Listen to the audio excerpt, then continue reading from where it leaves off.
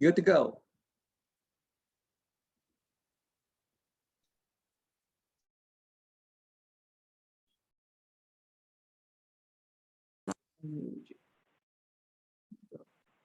Before we start, two things. One, C.W. Leadbeater, someone asked about him. He was a prominent theosophist in the early 20th century. He was English, but he lived in Australia for quite some time, actually died there in Perth, Western Australia. He started a group of young people in Sydney with people who were sensitive, budding clairvoyance, etc. And he wanted to train young people to know how to use their ability. Dora Kuntz was one of those people, and she went there when she was only 11 years old, a very shy girl who did not speak English, but she thought it was the right thing for her to do, and her parents agreed that they would allow her to go if she wanted to. So that's just a little brief thing about C.W. Leadbeater. He's a controversial figure in some ways, and I'm not going to talk about the controversy because most of it was nonsense. In any case, he was a dedicated member of the society, and KH called him a chela, that is a direct linked student of him. And my friend Fritz Kuntz, who was with him in the early years, told me that Leadbeater carried that letter from KH around in his pocket all of his life. Anyway, that's that. Now, the other thing is some people are new to theosophy. If you are, I recommend you read The Secret Gateway, Modern Theosophy and the Ancient Wisdom Tradition. It's a book that is written in contemporary terms, easily understood by anyone. It's an overview of the theosophical philosophy, which will give you a good idea of what theosophy is. The second book that I wrote, Masters of Wisdom, is a book about the teachers of H.P. Blavatsky, who were often known as adepts, Mahatmas, masters, but masters only in the sense of school teacher, not in the sense of any kind of God. They were 100% human, and in the book, Masters of Wisdom, about 1/4 of the book is direct quotes from their letters. We know these men were historical figures. We have their original letters now housed in the British Library in London. I have handled those letters myself. You might want to read both of those books. They may be available at the Houston Library. If not, they're available on Amazon. So there's the introduction. Are those books available on Quest Book as well? Yes, Quest Books as well. And all the royalties go to the TS. Yeah, the royalties all go to the society. I took no money. I had to take money from Penguin, who published Masters of Wisdom, because it was a contract. So they gave me a $3,000 fee, which I have contributed back to the Theosophical Society, and in fact, well over that amount. So I don't want to make money off of any of this. So anyway, I'm not pushing the book for money.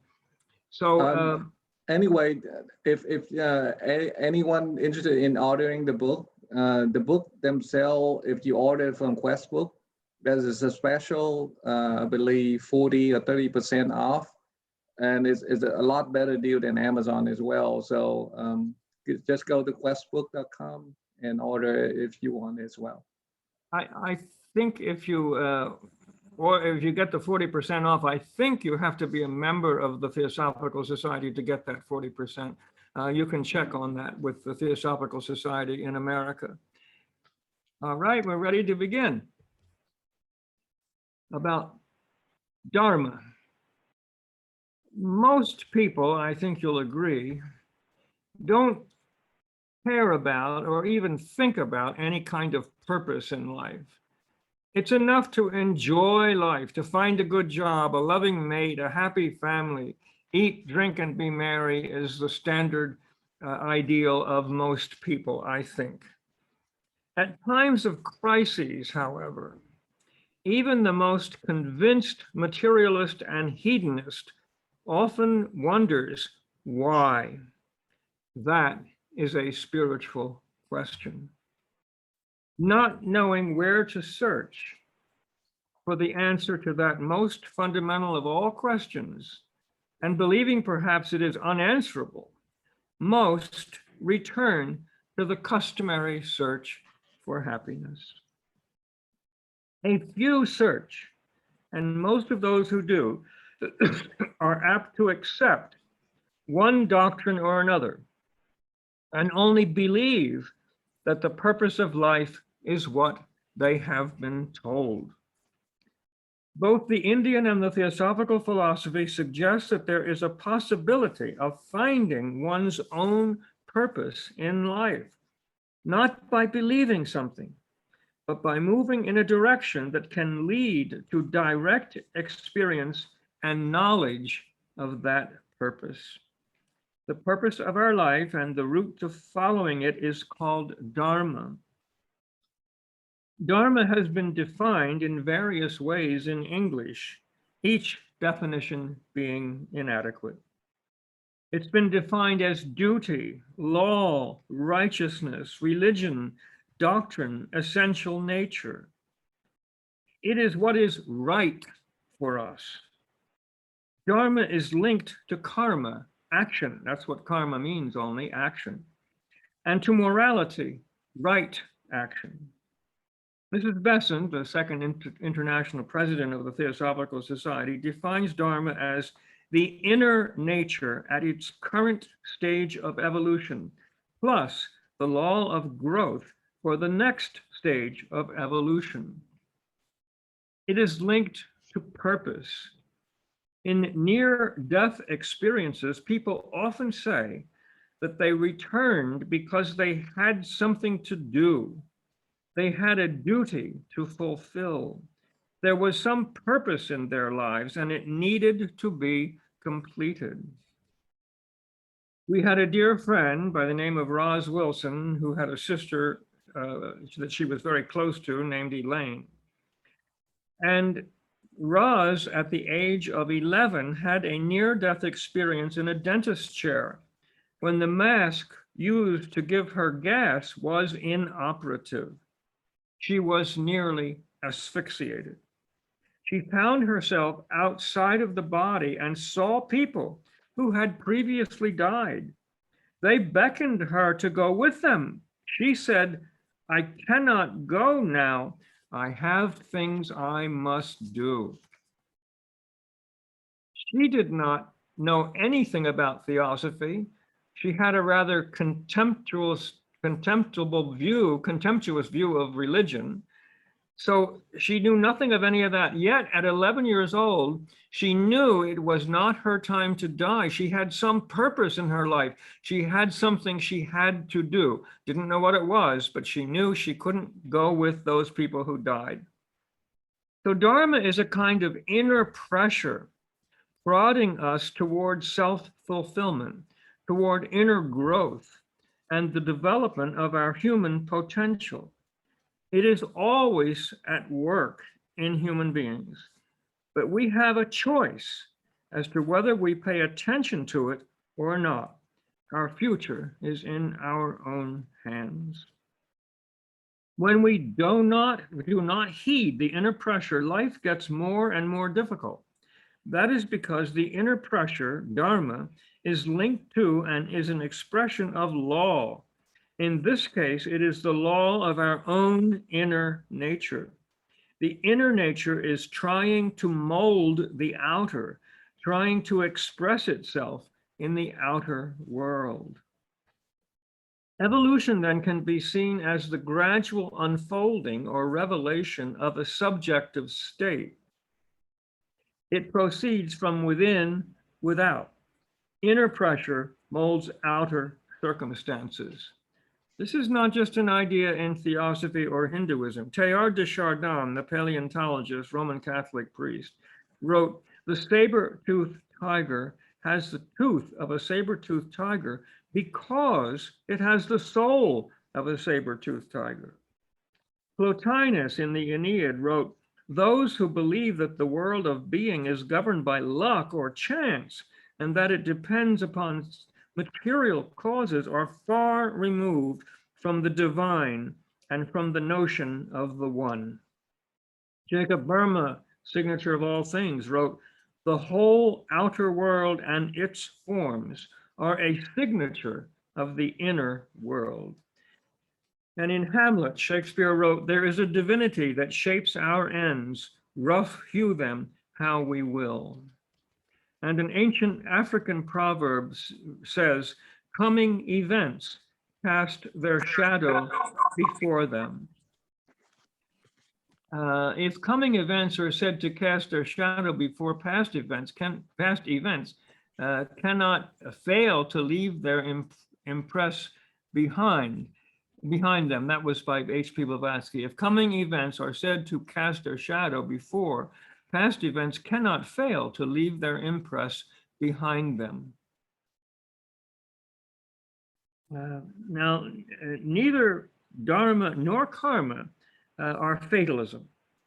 They are both statements of natural law. Karma is the overall principle. In fact, it's been called the fundamental law of nature. And Dharma is a specific case as it relates to our own inner self. Dharma is unique to the individual. Each cell is a life.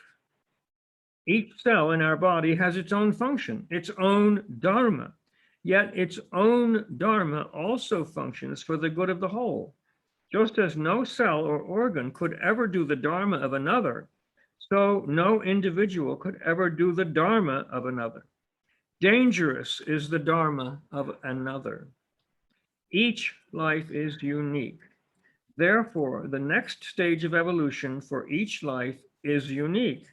Right action for one may be wrong action for another. Example is kill out desire is a spiritual axiom, but it is right only for those who have reached a certain stage of evolution.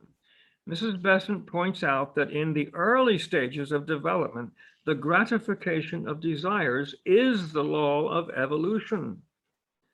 Example again, the Dharma of a 2-year-old child, that is what is right for that child, is not the same as the individual who is now 50 years old.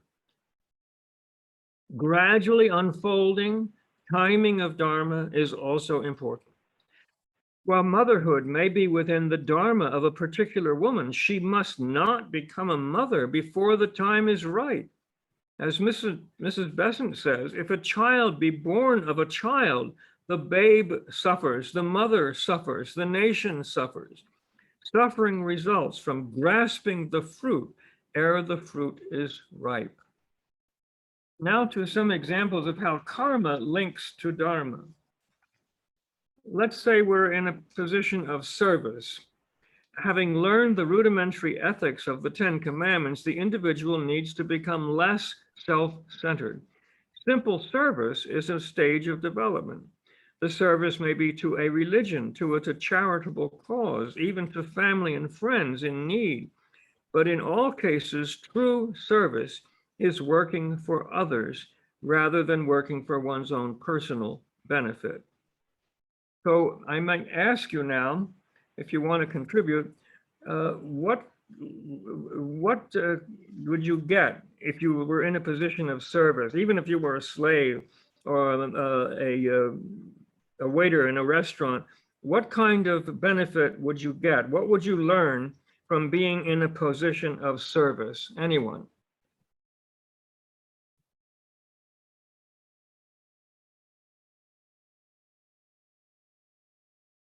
No ideas? Well, let me, yeah, go ahead. The happiness. Okay. Happiness. Okay. Service to others. Connection to others. Connection, Humility. humility, connection to others. Okay. Well, I just have to mention, I think that it would depend, like you were kind of making an analogy that even if you were a slave, I would think that whether you were serving by choice, if you were serving because you were made to, I don't think that you would get the same thing out of it. Maybe you would get, if I was a slave, I think I get fear, resentment, and anger. If I did it by choice, I think I get peace, serenity, and okayness. So I did want to make a distinction between those two things. Right, that's a good point. Well, we might learn obedience, we might learn devotion, fidelity to a cause or the individual served. Those are possible things we could learn. Even if we were a slave and were forced to do something we didn't want to do, we might learn patience. We might learn to endure what we could not change. So even in those cases, we might learn something. It's not guaranteed. We do not have to learn, but we might learn something. Now, what about the use of? Yes. Oneness, that there's only one of us here. What? There's only one of you there? Right, we can learn by the life of service is the oneness, that we're all here, we're all bound to the same energy. We're all the field in the field. Okay. The life of services, we're all bound together. Okay. Yeah, you know, the principle of oneness, that there's only one of us here and we're all it. That we're all one. Okay. Right. Excellent. Now, what if we have a lot of wealth? We're in a position of wealth. Acquisition of wealth in and of itself is neither good nor evil. To acquire wealth, certain inner qualities must be developed. What do you think we'd have to develop to develop within us to acquire wealth, whether it's selfish or not? What ability would we have to have if we're going to become wealthy? Not inherit it, but make ourselves wealthy. What ability would we have to have?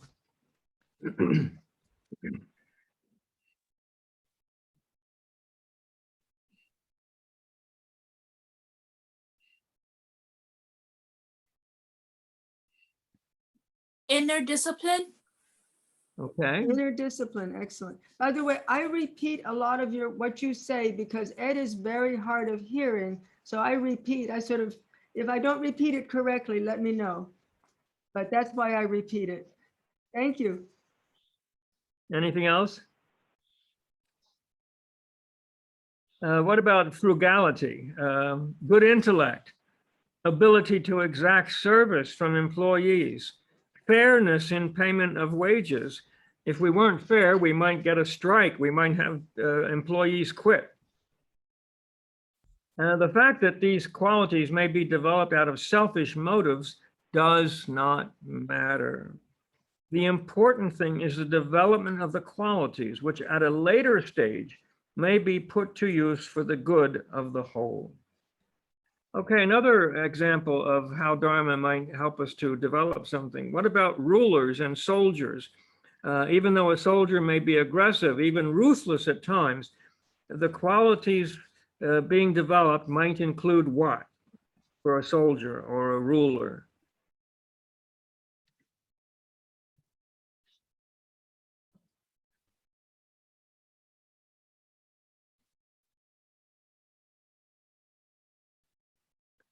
Anybody? Unswerving obedience. So you may later do the same thing when you're serving a master, an ascended master. Learning obedience, which could be the same thing that you use when you are serving Yes. an ascended master. Definitely obedience might be learned. There's also an old saying that those that you meet going up are the same ones you meet coming down. Comradity. Say that again, please. I'm sorry, my pronunciation is not good. Like camaraderie, like how do you say, Yes. brotherhood or sisterhood? Camaraderie. Okay. Brotherhood, yes. Yes, I hadn't thought of that one. What about courage? Fearlessness, sacrifices of life for others, firmness, endurance, loyalty to a cause or an ideal. All of those might be learned if we're put in a position of being a soldier or a ruler. Mrs. Besant points out that the quote, sentimental, weak-kneed, pseudo-moralist shrinks from the teaching that it may be one's dharma to fight. This lesson is not only for the soldier, but also for responsible members of the Theosophical Society. We need to learn to be loyal to the sacred mission of the society, universal brotherhood, and to be able to stand up firmly and fearlessly against individuals, even if they be fellow members who knowingly or more likely unknowingly retard the society's mission. We sometimes need to be hard-boiled, even though it may bring temporary storms. However, strong action must not be confused with personal anger. Personal anger is counterproductive. Now, another position we might be in, teachers. To be a good teacher, any kind, one must develop certain qualities. What might a teacher be developing? If you're put in the position of being a teacher, what kind of ability might you develop? Sensibleness. Very sensible to others. Being sensible to others, sensibleness. Okay. I think they need to have a loving type and patient. A loving type and patience. Patience, thank you. Humility. I mean, everyone has a gift for everyone else, especially children. Right. Humility. And I'm a teacher, so we don't know everything. And we need to be humble to that fact. For sure. We also need to be able to learn ourselves. We need to be able to learn ourselves. So we are the student as well as the teacher. Yeah. Firm. There should be firm. We should be firm. Firm. Open mind. Good. They learn intuition because they have to really read their students to see whether they're learning or not learning and anticipate their needs. Yeah. See So we things have- from the learner's point of view. To see things from the learner's point of view. Very good, yes. Communication skills are important too, aren't they? Some teachers are wonderful in communicating things. Even KH and Moria, who were colleagues for many lives, had a very different approach to teaching. One time KH wrote, "Moria has him all confused. It's all Moria's fault, but I will never interfere with his methods of teaching." So they had different ways of teaching. Communication skills are important, patience, sensitivity to the needs of others. Real heroes don't wear capes, they teach. And all a teacher can do is help to, as Plato put it, act as a midwife and let the person bear their own child. We encourage people to find truth in themselves and for themselves. We don't tell them what the truth is. We try to lead them to their own awareness of what the truth is. That's what a good teacher does. The teacher, as the voice of the silence says, can but point the way. All right, so we've thought of a number of things that different positions might help us to, things that we might learn from being in different positions. So we might think of our Dharma as pressure from the inner self that impels us to live in a particular way. Our Dharma is always urging us to realize our inner potential. Following our Dharma develops our character. Specific life situations give us the opportunity to use our innate abilities and to develop our potential abilities. Mrs. Besant writes, "We should be able to discriminate our own Dharma by the characteristics which we find in our nature. I might add that this includes our strengths and our weaknesses. We are meant to use our strengths like the talents in the New Testament parable, and we are meant to overcome our weaknesses by developing the contrary ability." Now, some hints on how we might realize our own Dharma. These are questions we can ask ourselves. It'll help lead us to understanding and finding our purpose. Can I see that being in a particular job or relationship has forced me to develop some strength of character? Can I see how challenges and difficulties have forced me to alter the direction of my life? What weaknesses in me frequently gets me into trouble? Lack of patience, self-control, thinking before acting, ability to say no when a principle demands it, and so forth. Those are all weaknesses we might notice in ourselves. H.P. Blavatsky once said that the inner self tries to develop in all directions, so it pushes against our weaknesses, and that's painful. We develop lopsidedly. But the inner self tries to develop in all directions at the same time, and therefore it pushes us up against our own weaknesses, and that's usually a painful thing. But at the same time, it's an opportunity to develop an inner strength. So our Dharma drives us to move from where we are to the next stage of development. Our Dharma gradually unfolds like the Dharma of a seed. The Dharma of a seed is first to be buried, not to be left in the sunlight that will be required at a later stage of development. Even though your ultimate Dharma may be to become an adept, a Mahatma, a master, with all the powers of an adept, that is almost certainly not your Dharma in this incarnation. Now, trying to discover our own Dharma, we think of self-analysis.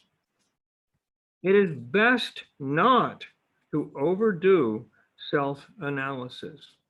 If things are difficult in your life, try to solve the problem. That will require you to develop inner strength that will become part of your character and part of the reincarnating self. We do not forget what we have truly learned. The ethics, as HPB said, sink into and take hold of the real individual, the true reincarnating self. We forget the details, we forget the past lives, but we don't forget what we have learned about life itself. So try to see where karma has placed you and learn to work with your present circumstances. Try to solve the challenges of today so that you can develop the strength to meet greater challenges tomorrow. We grow by making choices and acting on them. Now, making the right choice, intuition can help us make the best choices. The mind must be quiet to get insight. Intuition in the theosophical sense means insight, that flash of understanding which every human being sometimes gets. Meditation opens the mind to insight. I have, if anyone wants suggestions on meditation, there are handouts that I do when I do a meditation workshop. So if anyone wants that, you can email me at eabdul@nyc.rr.com. And I will be glad to send you the handouts that I give at meditation workshops. Meditation is really quieting the mind. That's the first thing. To quiet the mind, sometimes it helps first to think of a tree or a mountain or someplace in nature where you really, really felt peaceful. And just for a minute, try to remember that and have that peacefulness flood through your nature now, here, now, not in the past, here, now. When the mind is quiet, when thoughts are still, then see if you can find a place within yourself that is absolutely still, not the stillness of the graveyard, the stillness of an alert, awake mind without thought, recognizing the inner reality which you are If you do that, if that's your intent, to be united with the eternal, eventually I can guarantee you there will come a shift in consciousness where for a moment, a nanosecond, there is no time, there is no me, there is only the eternal. That is my experience, and it is the experience of millions of other people. It can be your experience, but it takes effort, effortless effort, not the effort of the furrowed brow, but the stillness, the will of the inner self to be united with the eternal. So finally, try to live in the now. I'll read it. Barack Obama on faith said this. He said, you know, my faith is one that admits some doubt, that says that I believe in Jesus Christ and I believe in God, but I also recognize that part of my job as a Christian is to recognize that I may not always be right, that God doesn't speak to me alone, and that the only way I could live effectively with people who have different beliefs and different faiths is if we have a civil society that is in fact civil. It's the open mind. Yes, and I'm going to end with a quote from Kierkegaard. Life can only be understood backward, but it must be lived forward. Kierkegaard. Thank you. Questions and comments?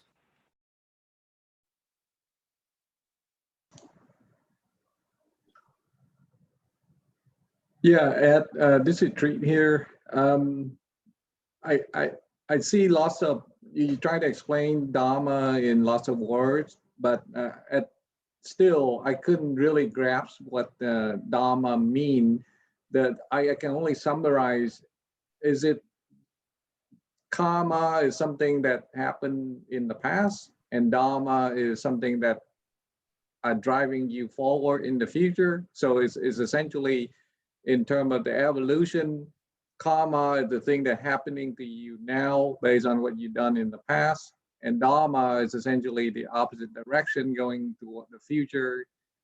You're trying to fulfill your purpose in life, whether that path happened to be to evolve. Essentially, is that a good summary of what Dharma means? Karma, where we are now, is our karma. And most of our karma that we experience in this life, we make in this life. We mostly reap the consequences of our actions in this life. There are some things that are inevitable from a past life. Dora Kunz used to say a few things, and only a few were inevitable in a current incarnation. The meeting of particular people, for example. In fact, her husband once told me that Dora could see in the aura of a child images of people that child was destined to meet in this life. She was a remarkable clairvoyant. In any case, karma is where we are now. What we do now is creating more karma. And the Dharma is that inner pressure from our own true self, which is trying to push us to develop certain qualities, to reveal certain inner abilities that have not yet been realized. So the inner self is pushing us to develop in all directions, and that is our Dharma, and it's unique to each person. What I must learn next is not necessarily what you must learn next. That is where we are unique. In the long run, we have to develop all human potential, and the true Mahatma or adept or master is one who has developed the full human potential. We are, in a way, humans in the making. We haven't quite made it. Thank you. So the true meaning of Dharma is essentially the latent potential that we will one day become. And it just needs to express itself eventually, to express itself into reality. Yeah, it's that pressure, inner pressure to develop certain qualities within us, inner pressure to fulfill something in this life. Dora Kunz once said that just before reincarnation, the inner self has a limited choice of how much karma it's willing to work out in this life. And working out karma means accepting and overcoming challenges in this life. Those overcoming those challenges develops an inner strength, patience, courage, whatever else. We're forced sometimes to develop. Let's say a person is in a job and they have a difficult relationship with their boss. They're not independently wealthy. Jobs are hard to come by. They can't quit. They have to stay there. What happens? Well, they might develop patience. They might develop strength. They might realize they're letting the boss walk all over them.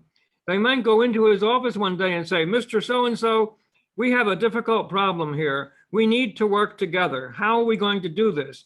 And that might develop strength of the individual employee, and it might even wake up something in the boss. So they might have a better relationship in the future. They may never be best friends, but they will learn to work together because the individual employee has been forced to develop something to overcome the challenge of that difficult job.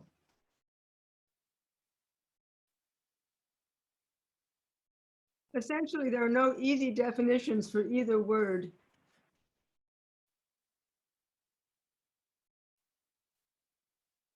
Anything else? Y'all might want to stop the screen sharing so that we can see you a little better instead of just that one. Okay, this is Ed's email address if you didn't get it, and his website. And go ahead, Ann, you can stop the screen share. Or I guess I can. Yeah, I think you have to do it. Okay. There you go.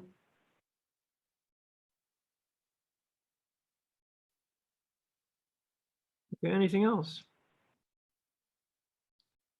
Didn't make any sense? Ed, I would like to ask you a question. This is sort of hypothetical, but if you were working with someone who felt like they had no purpose in their lives and they were growing older, how would you approach that? Well, They felt like they had no meaning. There was no meaning to life and no purpose with life. I mean, does it get to be too late for people if they're, say, in their 60s? And how would you address that with somebody?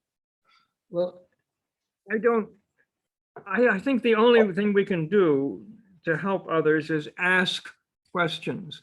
I never tell people what to do unless they are in mortal danger. I never do that. I ask questions. I say to them, have you thought of this? Have you thought of that? And sometimes it's like shining a flashlight in a dark corner and they suddenly say, oh, that's helpful. I never thought of that. So I don't think we can't do much to help others except try to see if they can help themselves. It's a very difficult situation. I remember once I gave a talk in Florida for the Miami branch. It was their anniversary and they had a whole weekend of it. And I was just one speaker on the weekend. And after my talk, someone came up to me. I do not remember who. I just remember that a woman came up to me. She had a very heavy weight on her shoulders of some kind of personal problem. I did what I always do when somebody asks me for advice. I clear my mind and I listen to them. I did that. She told me what her problem was, which I don't remember. And I got an insight into it and I told her something. She looked like the weight of the world was just lifted from her shoulders. Tears came in her eyes and she said, oh, thank you, thank you. And I thought the entire weekend was worth that one woman's question. But you have to clear your own mind. You can't come at somebody with your ideas. It has to be their ideas. So we have to get out of the way, as it were, and clear our mind and listen to the other person. Then sometimes we get an insight into what to say, what to do, and to cheer them up. Sometimes even a joke helps, of which I know many hundreds, as many of you know. It makes them laugh and it breaks the tension. I've done that sometimes when giving therapeutic touch to somebody. I try to work on them and I feel the incredible tension in their body. And I say something that makes them laugh, the tension goes immediately, and then I can zap them with the energy. Thank you. You know, I'm asking that actually from a professional position from when people come to me, but you've given me the answer that I know, and that is to really be silent and listen and use my intuition. But often going into a situation, I go, is that enough? Because it's like I want to know in advance what to do. And that's not the way life really is. I want to, if someone comes to me for help, I want to be able to help them. But yeah, but the answer is really, I have to just be quiet and trust that the answer will come.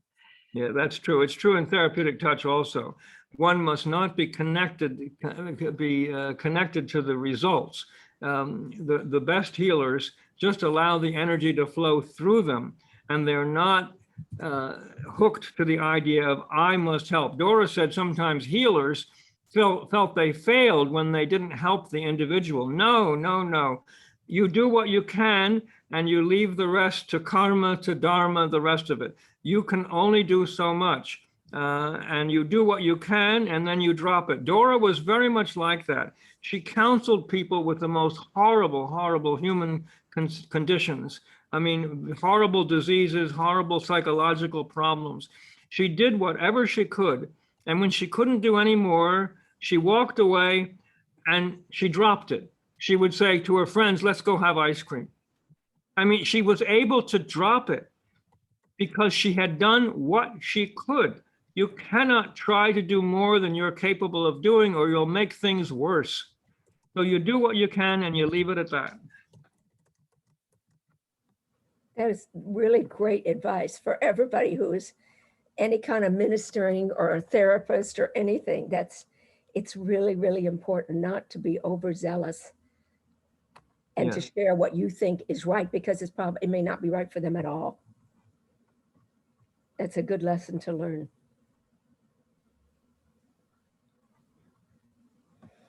Thank you, Adele. Yeah, and it's a difficult lesson to learn when we're connected to our ego. Or to just because you're connected to some belief that you're here to stop the suffering and you want to do it, especially when it's within your own family unit. Big lesson to learn, to be very, very careful. Sometimes just be still and just be there as a silent witness sometimes, and flow the love and the understanding, I guess. Mm-hmm. Ed, I have a question. I was reading recently about Akbar the Great and a lot of our ancient older rulers in the 10th century, 11th century. And I was going to ask, they had a lot of wars. They had to eliminate a lot of people. And for example, Akbar the Great ended up becoming, I think, a great Buddhist. But my question is, why do they have to eliminate these people? Is it part of the higher order? Why do we have to what? Yeah, why does war have to eliminate people? Why do we eliminate people in war? What is the purpose of that? Well, I think read the Bhagavad Gita. That's a story of a war, isn't it? It was a historical war. Mm-hmm. And Arjuna he doesn't want to fight, but it is his Dharma. And in the Bhagavad Gita, Sri Krishna appears to him and says, neither you nor all these men ever will cease to be. And he tells him it's his duty to fight. So why war? I do not know. I do not know. Human beings just haven't learned to get along with one another. The central purpose of the Theosophical Society in the beginning and now is to form a nucleus of the universal brotherhood of humanity without distinction of race, caste, creed, sex, or religion. That is the central purpose of the society. For when an individual realizes the universal brotherhood of humanity, war ceases. It won't cease until then. When we're connected to our ego, the ego fights other egos. It's unfortunately the way we are at our stage of human development.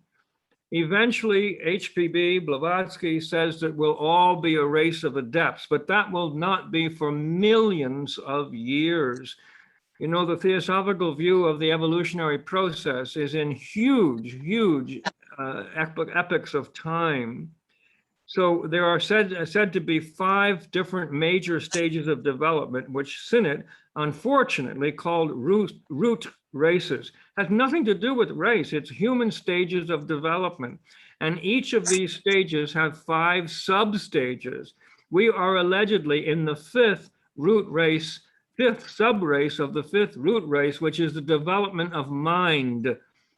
Blavatsky says the current sub-race, development of mind, will take something like 25,000 more years. So we're talking about enormous lengths of time in human development. Now, some, of course, go ahead.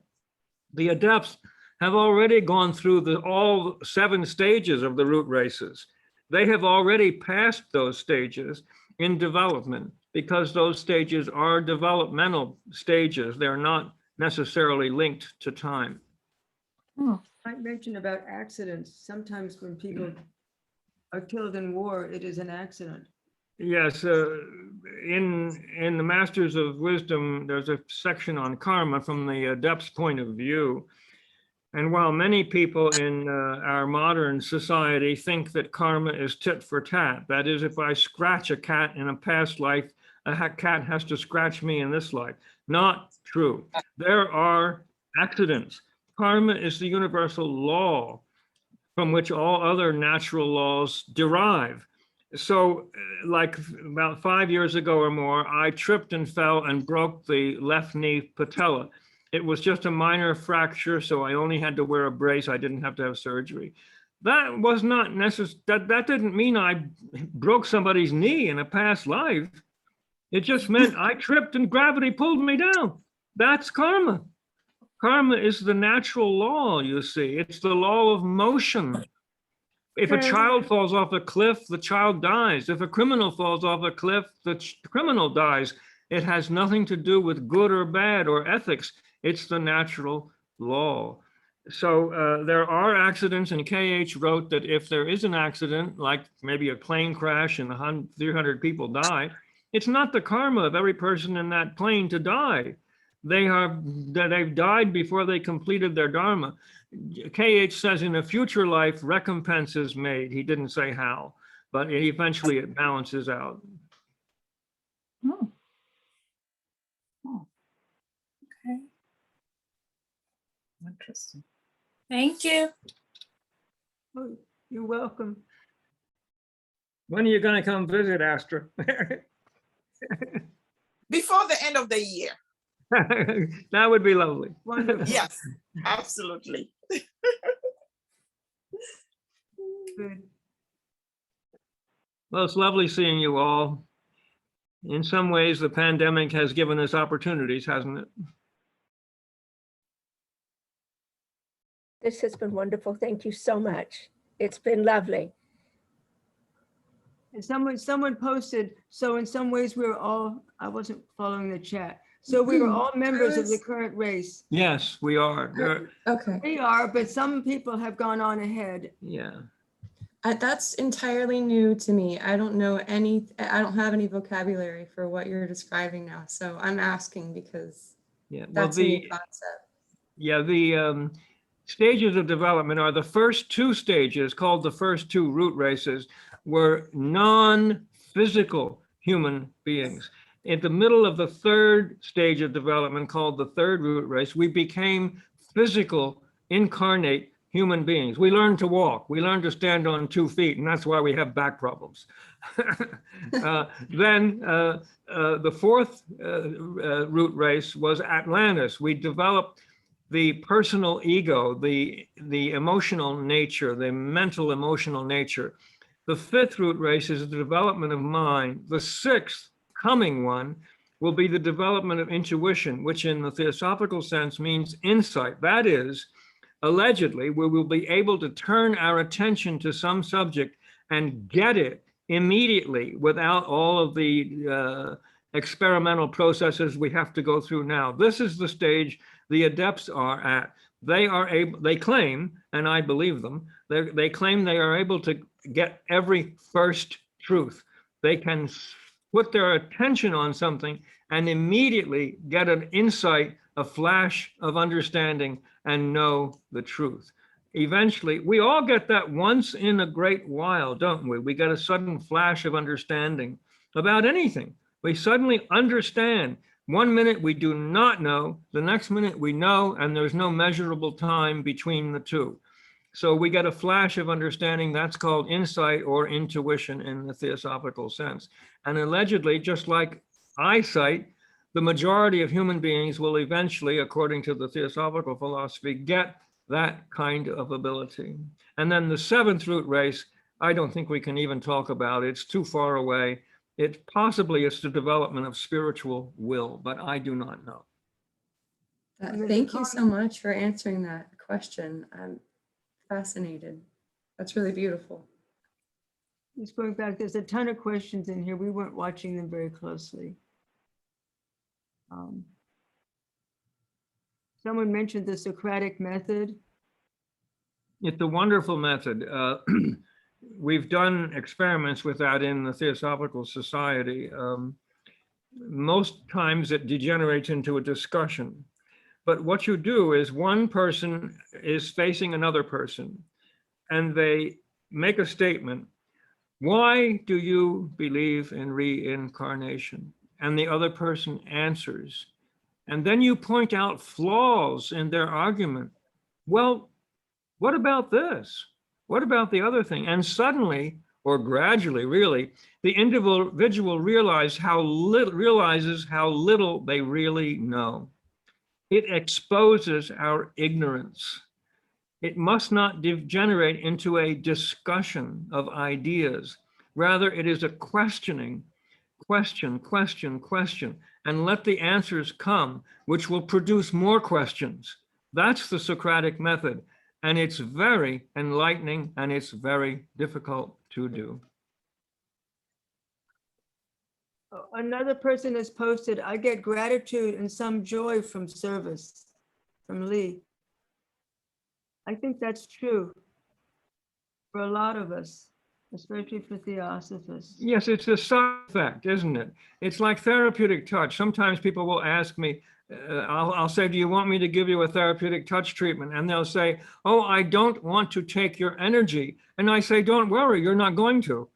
I don't give my energy. It comes through me.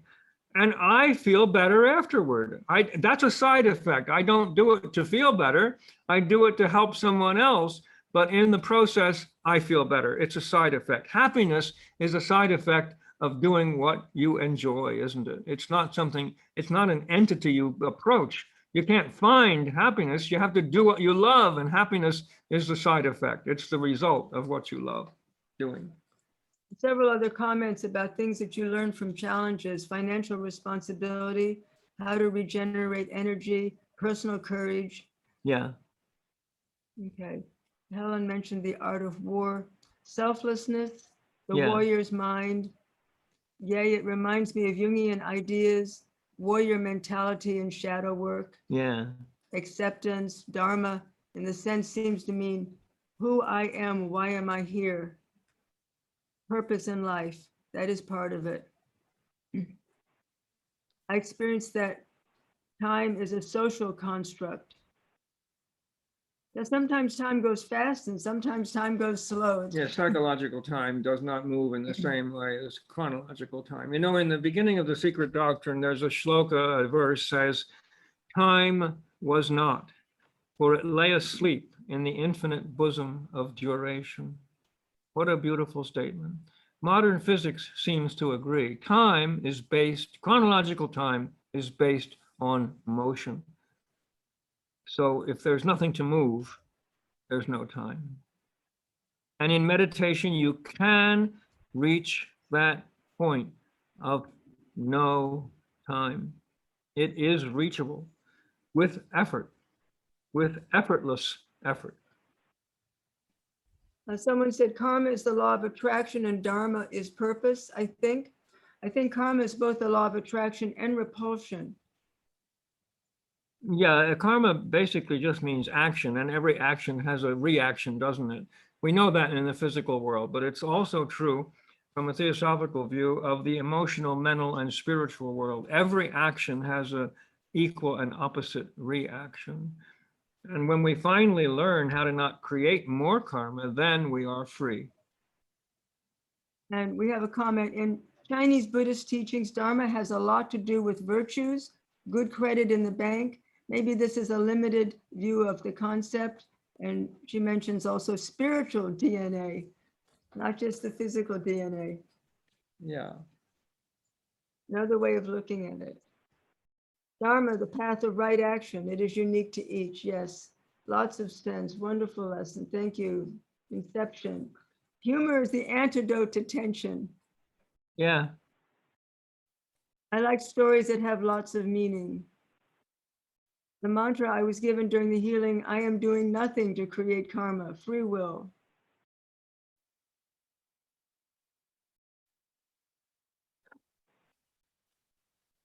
The difference is about intention. Do you intentionally try to harm someone? So we're all members of the current race, mostly. The wheel of life, reincarnation. Some are from other planetary systems and advanced civilizations who have come here to help the human race. We may not know that. That is in some of the theosophical writings. The only time that I know of that the Mahatmas wrote about extraterrestrials was at the beginning of every new human race, where great enlightened beings came to the earth and stayed only long enough to print the eternal truths on the human mind. Once they realized that the human was going to make it in the long run, they left, never to return. So, but yet at the same time, KH wrote that we, meaning the Mahatmas, know of other solar systems, some more advanced than ours and some less advanced than ours. Yet we do not teach anything outside of our personal experience, and we cannot leave this, our solar system. So everything they taught in the Mahatma letters was related to our solar system. The adepts say, however, that unless the laws of nature break down at the edge of our solar system, they are the same throughout the entire universe. There's a comment here about nirvana and the third eye and the crown chakra. I think that's a topic for another lecture. Nirvana, third eye, crown chakra. Ed, I have a question. Yes. All the people that were gassed during the Holocaust, was it their karma that resulted in that? I don't think so. I think it's like accident. It was a terrible, horrible, wicked thing that the Nazis did. And in the long run, those people who suffered such a fate will be recompensed. So I don't think it's their karma. To say that was the karma of the Jews, I think is a terrible thing to say, really. And that yet some people believe that. Many, many years ago, I think it was one of our theosophical leaders who said that it was the Jews' karma. And some of our Jewish people left the society when he said that. And Emily Sellon, one of my mentors and a very knowledgeable theosophist, said, absolutely not. It is not true.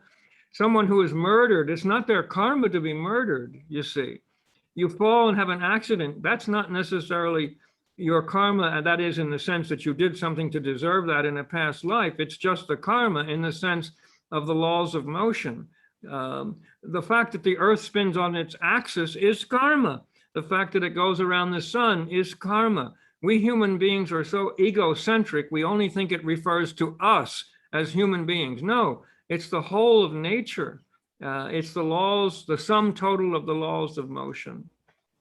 Well, non-Jews also were victims during the Holocaust. It wasn't just Jews. There were gypsies and others.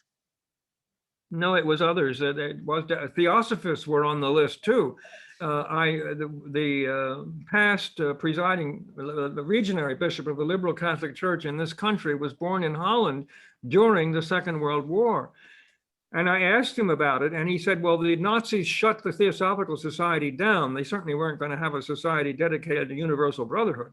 But then they were going to shut the liberal Catholic Church down. And he said, we said to them, well, I didn't think you were against Christianity. So they let the church go on, and the church allowed the members of the Theosophical Society to hold meetings in the church secretly. He said that Nazis took all the food. They had to steal food to keep alive. He lived to be a ripe old age in this country. He lived out in Crotona, the Theosophical Center in Ojai, California. We knew him quite well. Gerrit Munich, his name was. Thank you, Ed. Sure. Comment, some advanced children are being born developing that capability of intuition. Yes, HPB says that some people of the sixth subrace, the sixth race, are being born. She says that the major portion of this so-called sixth race, or the sixth stage of development, will be in South America. And there seems to be some evidence that that might be true, because a lot of what we call low-grade psychism exists in South America. And intuition and psychic ability are somewhat linked together. Psychic ability is sort of a lower stage of intuition, a less developed stage of intuition. So it makes some sense. James mentions the eightfold path and the law of thermodynamics. Well, from Buddhist to physics, Buddhism to physics.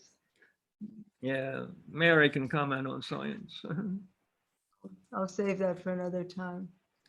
Okay, we talked about the people who've died from COVID. Was that a complete human mistake and leaders who refuse to follow science? I think we need to be careful who we blame in this situation. But I don't think we should blame anyone for COVID, but the thing is, some people ignored it.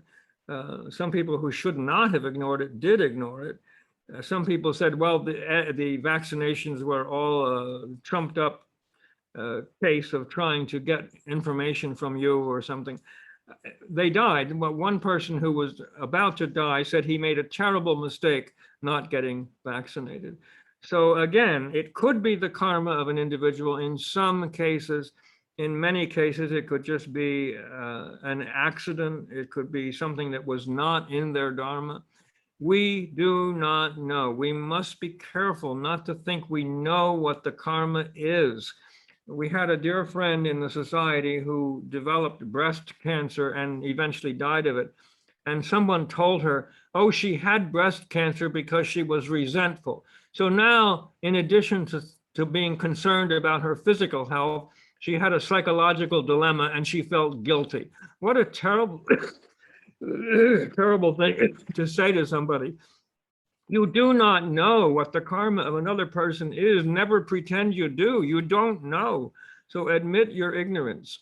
I'm one of the few people, I think, who knows the difference between what I know for certain and what I believe.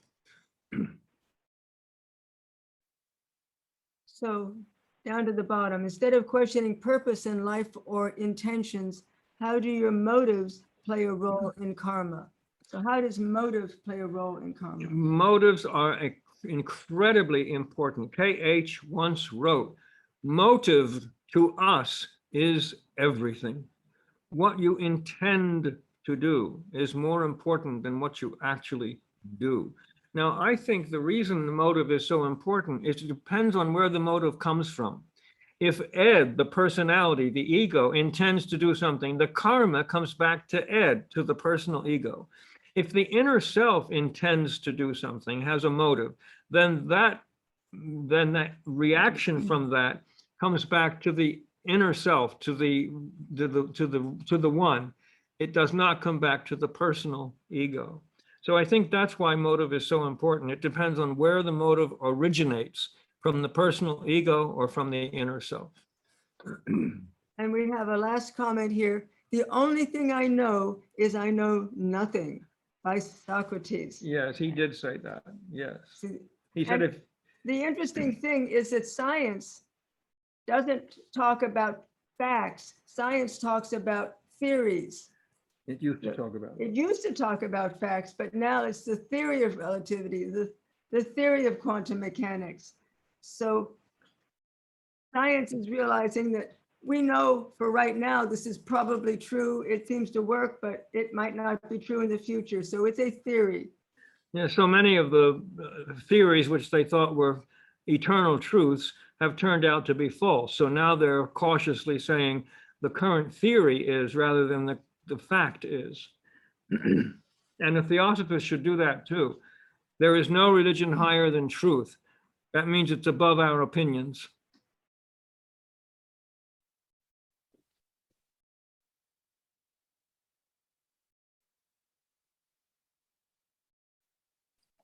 Looks like everybody has I had a question. Again, I'm new, so I just have a lot of questions. There was a third tenet to the Theosophical Society that we read in the beginning of the meeting, and it had to do with expanding on our current understanding, as you were saying, sort of, I took it to mean expanding our scientific or understanding of maybe the physical world through the insights that we're... The third object of the Theosophical Society. Yeah, the third object is to investigate the unexplained laws of nature and the powers latent in humanity. In the society has gone through a change in objects about, I think, 16 different times. The original object was to discover and disseminate the laws that govern the universe. I don't think that's changed, even though we have 3 objects now. It's really the same. We're trying to discover the laws that govern the universe. In making those discoveries, we discover a unity of all life. You see, that's the basis of the universal brotherhood idea. The 3 objects of the society are really based on the 3 fundamental propositions of the secret doctrine. Anybody who wants them, if you don't know them, ask me in an email. I'll send you the 3 fundamental propositions. A summary of them. A summary of the 3 fundamental propositions, because the universal brotherhood is based on those 3 fundamental propositions. So yes, we're to discover the laws latent in humanity and the powers latent in humanity and the unexplained laws of the universe. And that includes the so-called occult laws, those laws which are hidden from the 5 physical senses. That makes sense. Thank you. You're welcome. She said thank you. Okay, email. I'll put it in the chat. Oh. Mary is my techie, you know. Without her, it would be a talking head. It would be very boring. We have very different abilities. We are at one philosophically and with a deep love. We've been married for over 46 years. Got married in less than a year after meeting, so it was right. It was the right thing to do. But we have very different abilities, and on the surface, we're quite different. Mary comes from a science background. I am fluent in Spanish and can deal with the other Romance languages, though I'm not fluent in them. Mary couldn't speak Spanish to save her soul, and I couldn't do a computer program to save mine. Mary knows one line in Spanish, which I taught her, "Yo soy más lista que tú," and it means I'm smarter and quicker than you. She tells that to her students who are Spanish speaking, and they all think it's hilarious. So someone asked, what's the secret to a happy marriage? Well, I don't know as I can tell you the secret, but I can tell you some very important things. Respect the other person as a human individual. Do not ever try to make them a clone of yourself. You never make them a clone of yourself. Some people marry somebody trying to make them into what they want to make them. Big mistake. It won't last. I think it's a good idea to be at one philosophically. It doesn't much matter if you have different religions, as long as the religions aren't so important to you that you must have everybody be a member of your religion. So I think respecting the other person as an individual, allowing them to be themselves, to have their own interests, is a critically important thing in any partnership, whether it's a marriage or not. And we have a post here, as the old man said, just listen to her. Yeah, do what the wife wants and the marriage will be better off. There was a post in the New York Times newspaper which said, the best marriages are where the husband does what the wife tells him to do. Yeah. And thank you, Adele, for your comment. Thank you so much. Thank you. Okay, well, we have another one coming up in August. I forget the title, but the topic, but whatever it is, we'll do it in August. We'll see you all in August. Great to see you all today. Okay, we'll see you then. Benedicta vos Dominus omnipotentus. Well, thank you very much, Ed. Thank you very much, because Thanks. it's not often that we get wisdom from the senior TOs member, and as always, I really enjoy your talk, and especially the question and answer at the end, because share lots of knowledge, and that's really useful for everyone. Yeah, I think the question and answer at the end was actually quite interesting. Thank you all for the wonderful questions. Yeah, and I see there's a lot more in here. I think we'll save some of these for August. Somewhat. People keep typing stuff into the chat. About next August. Yeah, like how long does it take for eyes to open? For antelopes, immediately after birth. For goats, ibex, 2 to 3 hours after birth. For cats, 6 to 8 days. For dogs, 8 to 10 days. For humans, the eyes don't open until after marriage. You know, there was someone questioned a different clergyman about when life begins. They asked the Protestant minister, when does life begin? He says at birth. They asked the Catholic priest, when does life begin? He said at conception. They asked the rabbi, and he said, when the kids leave home and the dog dies. I love Jewish humor. In New York, you have to know Yiddish expressions in New York. You know, Yiddish is such a colorful language. I certainly don't speak it, but every New Yorker knows some Yiddish. Like, don't be a nudge. It almost sounds like what it means, somebody pushing against you all the time. Don't be a nudge.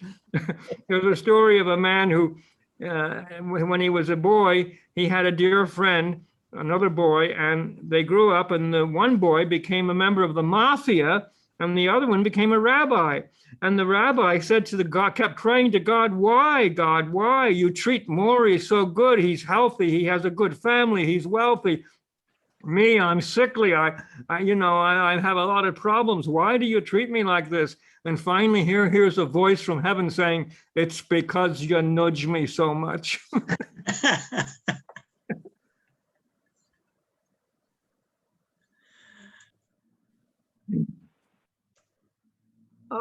No, I don't think those who are not married are blind. I don't think so. That was a comment on a previous comment. Everyone, thank you. All right, thank you, everyone. I will upload this recording to our Houston Lodge YouTube channel later on and publish it out so that share with everyone. Thank you.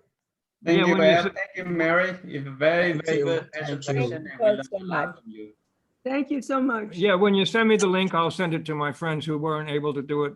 One friend is in Australia, and it was 1:30 in the morning over there. So she'd like to hear the talk. I will, certainly will. Thank you. Okay, bye. Bye. Namaste. Namaste. Yes.